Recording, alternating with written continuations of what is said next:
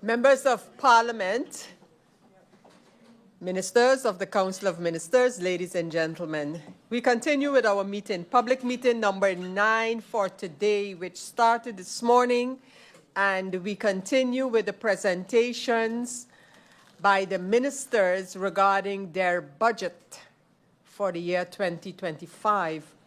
We have actually had the presentations by all ministers. We will then continue with this meeting, starting with the questions by members of Parliament tomorrow, God's willing, at 10 a.m.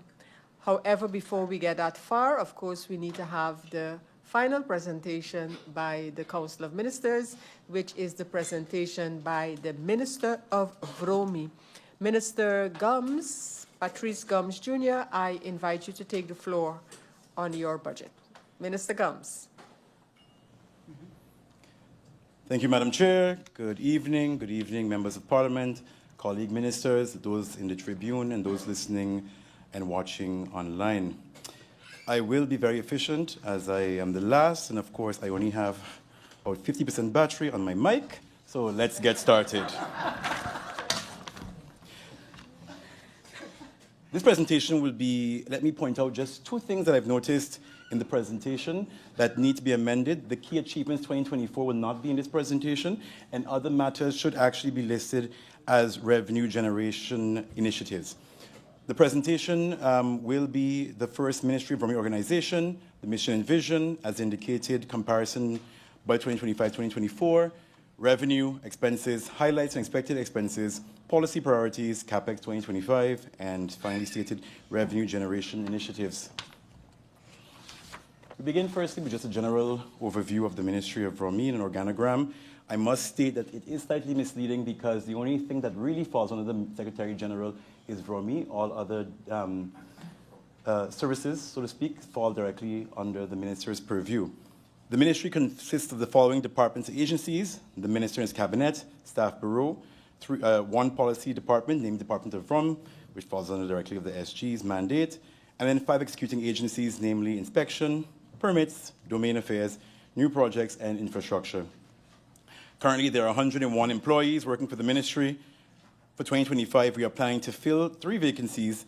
If all those vacancies can be filled, this year the Ministry will be at approximately 74% of its total formation. St Maarten Housing Development Foundation and the Nature Foundation also report to the Minister of Vromi, as the scope of work carried by both also falls under my mandate. The Ministry's vision and mission. The Ministry's vision is to realize an optimal living, working, and recreational environment for the country of St Maarten through efficient services for the benefit of the community, the citizenry, and the government of St Maarten. Mission. The mission is to ensure integral design and management of public space by establishing and implementing policy and legislation, as well as managing and guaranteeing an optimal living, working, and recreational environment for the residents of St Maarten. Next slide. Overall comparison budget 2024-2025. When looking at the budget 2025, budgeted expenses, one will notice a slight increase of approximately 1.6 million guilders when compared to 2024 budget. This increase is solely due to the following: increase in personnel costs due to the indexation of salaries, personnel receiving an increment through the HR cycle, and new personnel. Important to note is that Nature Foundation subsidy is listed in the budget as personnel costs under inhuurderden. A total of 304,000 of that 476,000 mentioned in the amount is their subsidy. As it relates to revenue is anticipated to change with an anticipated increase in building permits from 2,758,124 to 2,800,000. This is an increase of 41,876 guilders. In addition, a 4,500,000 decrease is reflected in the collection of outstanding canon that will be booked to 2024. A drop of 4.5 million collection of canon in comparison to 2024 is related to a change within my apologies, is related to a collection that will be retroactively booked for 2024. Next slide. Madam Chair, allow me to zoom in on the expenses as they offer an overview of government initiatives. The largest part of the budgeted expenses, around 64%, is allocated to goods and services. Within the ministry, infrastructure service or Beheer Dienst is projected to consume 92% of that budget in 2025. The current slide outlines the budgetary allocations for infrastructure services. The total estimated cost is 19,466,846 guilders. As stated, this represents 92% of the total amount allocated to goods and services, which is 21,124,817. Infrastructure management, there's an allocation of 8,010,293 towards garbage collection, 4,333,000 towards district cleaning, 2.3 million towards landfill, 1,385,000 to wastewater management, 1,245,553 towards security services, 664,000 towards miscellaneous, 600,000 towards road repairs and maintenance, 479,000 towards trenching, and finally 450,000 towards street lighting. Strategic, legislative, and policy priorities. The very first priority of the ministry is, of course, the countrywide zoning. This is both natural, hillside, coastal areas, and water bodies. In collaboration with MinTEAT, this zoning will also work towards supporting agriculture and bolster agricultural efforts within schools. Execution Lands Paquet E7. This entails the land issuance and pricing policy, as well as a spatial economic strategy, the SES.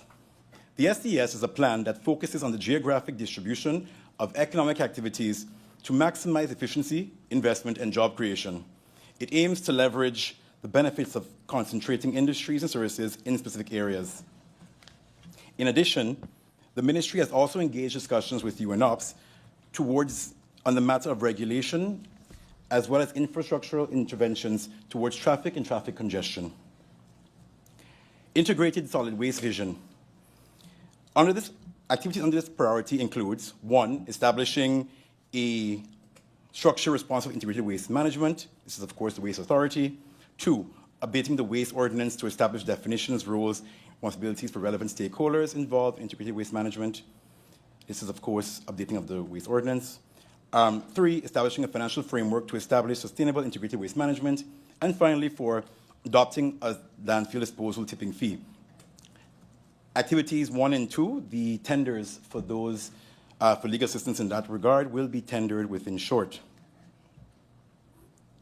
There's, of course, a trust fund project, SWMP, which deals, of course, with sewage wastewater management.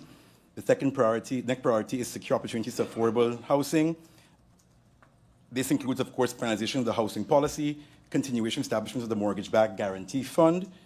This, of course, we started in 1995 and picked back up by the former administration and will be continued by my person, as it is a very necessary thing to support home ownership as well as for people. And finally, enhancing the relationship between the St Maarten Housing Development Foundation.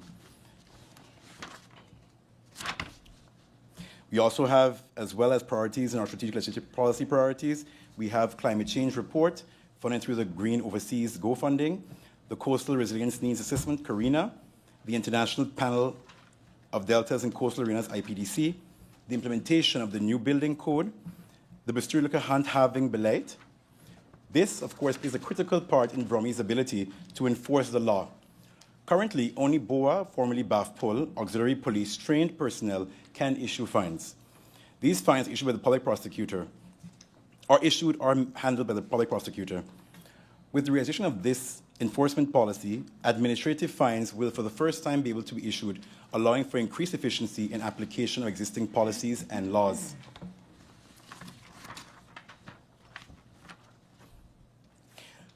Mobilization of funding of 1.9 million euros technical assistance. This, of course, is the 500,000 that was recently awarded by the Dutch government towards the additional that was gained from water pumps and water management, and of course 1.4 million towards technical assistance. In particular, we spoke about with the solid waste management initiatives. And then finally, we have the 11th EDF, the finalization of the connection of sewage network in Dutch Quarter, and beautification of surrounding areas. On the execution side, Madam Chair, through you, 2025, we have priorities clearing up backlog of domain affairs, part as well as E7 country packages, clearing up backlog permits department, digitalization of all ministry services is very critical as well, given that, given the limited capacity of the ministry, as well as the ability to deal with everyone's requests more efficiently, digitalization is key. And of course, finally, migrate the ministry to AIMS payment orders. We move to CapEx 2025. We have a listing here of how we plan to use our CapEx 2025. We have $75,600,000 towards GB generators, $18,200,000 towards land purchase, $5,094,538 towards resurfacing program. This is, of course, of the main roads. $3,142,335 towards development of Dutch Quarter Road. Finally, Madam Chair, we have revenue-generating initiatives. We have, of course, the landfill tipping fee that speaks for itself. We have the waste management fees and taxes that has to be implemented, as well as part of the general solid waste management program to EDMP, which is a trust fund project on how we actually address how we maximize the use of the current landfill. Enforcement laws and policies, I spoke about it earlier, regarding the handhaving and how we can more effectively increase revenue by implementing fines that also mitigate and curb any kind of going against the laws and policies of the ministry. Environmental Impact Fund, something that we are having discussions with St Maarten Development Fund, with the idea of a fund that will work towards addressing and curbing the impact of future large-scale developments in the country. This is something that is still in its conceptual phases, and of course, as time goes on, I will continue to share that. And then finally, not necessarily revenue generating, but more cost reduction, the proposal for SLA for road maintenance. This is more of a long-term goal, given the fact that the more you maintain something, the less money you spend on it more ad hocly.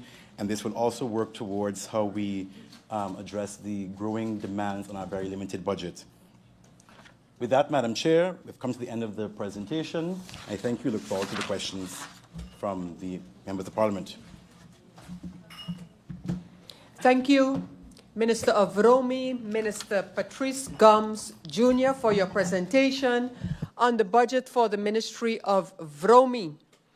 With that, we have come to the end of the presentations by the ministers of the Council of Ministers. All ministers have presented their ministry's budget. We have received these presentations. Again, I want to thank all the ministers and their support staff. I want to thank the members of Parliament and our support staff here at Parliament. And we will continue this meeting tomorrow morning, God's willing. And that will be at 10 a.m., at which time we will start with the questions by the members of Parliament. So until then, I will adjourn this meeting, thanking each and every one, also those who were tuned into this meeting during the course of today. This meeting is hereby adjourned until tomorrow, 10 a.m. Meeting adjourned.